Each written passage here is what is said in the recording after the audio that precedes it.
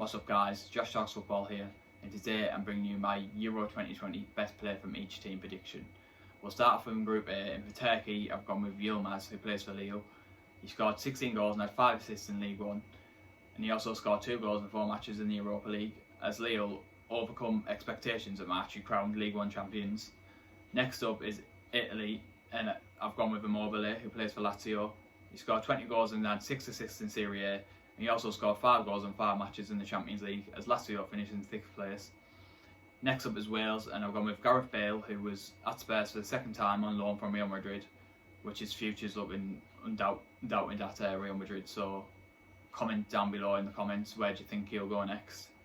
He scored 11 goals and had 2 assists in the Premiership, as he helped him just about get the UEFA Conference League spot as a finish in 7th place.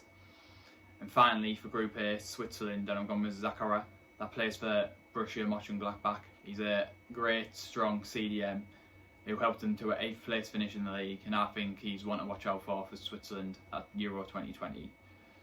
Next up is Group B, and we'll start off with Denmark, and I've gone with Wind, who plays for Copenhagen. He scored 15 goals and had 8 assists in the Danish league for them, and he helped them to a 3rd place finish. He also scored 2 goals in 3 matches in the Europa League, and he scored 3 goals in 6 games for Denmark, which is a great record so far. Next up is Finland, and I've gone with Timo Pukki, who plays for Norwich. He scored 26 goals and 4 assists in the Championship, as he helped them to a 1st place finish. So they got promotion back to the Premier League. And let's see if they stay there this time. And he's also Finland's record goal scorer, with 30 goals in 90 appearances for them. Next up is Belgium. Now I've gone with Romelu Lukaku, who plays for Inter Milan. He scored 24 goals and had 11 assists in Serie A. He scored 4 goals in 5 matches in the UEFA Champions League. He helped Inter Milan to a 1st place finish, and he's also linked back with Chelsea as well this summer. And he also scored 2 goals in 3 games in the Coppa Italia. Next up is Russia, and I've gone with Dzyuba, who plays for Zenit. He scored 20 goals and had 6 assists in the Russian league. He also scored 1 goal in the Champions League in 5 games. He obviously helped Zenit to a 1st place finish in the league. Next up is Group C, and we'll start off with the Netherlands, and I've gone with Memphis Depay, who plays for Lyon, but it's looking likely that he's off to Barcelona because his contract expires as of the 30th of June, and he'll become a free agent, which is a great bargain from Barcelona. He scored 20 goals in 37 matches and had 12 assists for Lyon in French League One, and he helped them to a 4th place finish. And he also scored 2 the other night against Scotland. Next up is Ukraine, and I've gone with Malinovsky, who plays for Atalanta in Serie A. He scored 8 goals and 12 assists for them, and he also scored 2 goals in 3 games in the Coppa Italian for them. He helped them to a 3rd place finish in the league, and Chelsea are interested in him.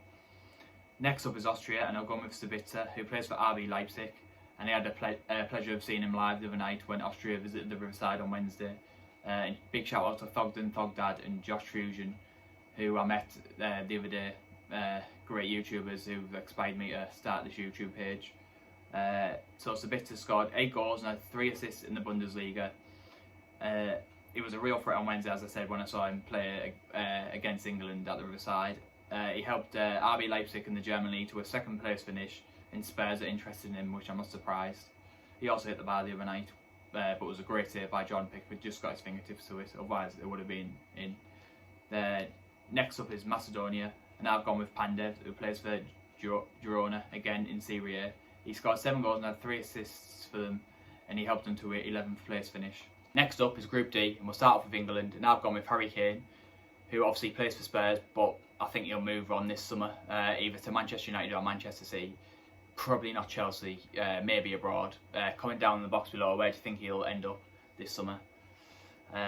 He scored 23 goals and 14 assists in the Premiership, as he was a Golden Boot winner, and he helped Tottenham to a 7th place finish, which is obviously they gained Europa Conference League spot.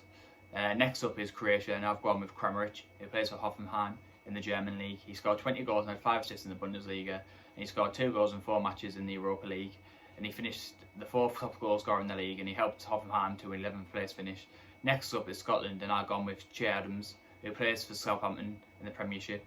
He scored 9 goals and had 5 assists in the Premiership, and he started off really well, but towards the end of the season he started slacking, and they finished in 15th place in the league, Southampton. Next up is the Czech Republic, and I've gone with Tomáš Souček, who plays for West Ham. He scored 10 goals and had 1 assist from CDM, which is incredible, and he helped them gain a Europa League spot. And good luck to West Ham. Next up is Group E, and we'll start off with Spain, and I've gone with Ferran Torres, who plays for Manchester City in the Premier League. He scored 7 goals and had 2 assists in the league. He also scored 4 goals in 6 games in the Champions League, and he scored 1 goal in 3 games in the EFL Cup. Yeah, and he also helped Manchester City to a first place finish in the league.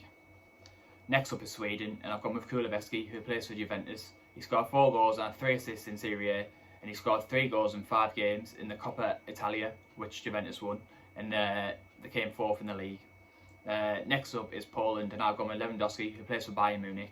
He scored 41 goals and has 7 assists in the Bundesliga, and he scored 5 goals in 6 games in the Champions League. He also scored 2 goals in the Club World Cup, in which they won, and Bayern Munich finished 1st in the league, and he also should have got the Ballon d'Or. Let me know in the comments box down below if you agree with me that he should have won the Ballon d'Or this year. And lastly, Slovakia, and I've gone with Skriniar, who plays for Inter Milan.